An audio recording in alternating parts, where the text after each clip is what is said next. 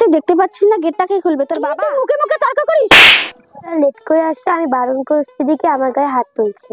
তোর লজ্জা করে না? এত তোরা লেট করে আছিস, সিকিউরিটি গার্ডের উপরে তোর হাত তুলছিস। তোমার বাবা আমার বন্ধু, এর মানে এ নয় যে অফিসটা তোমার বাবা। দেখো ম্যাডাম, আমরা গরিব কিন্তু আমাদের মান সম্মান আছে।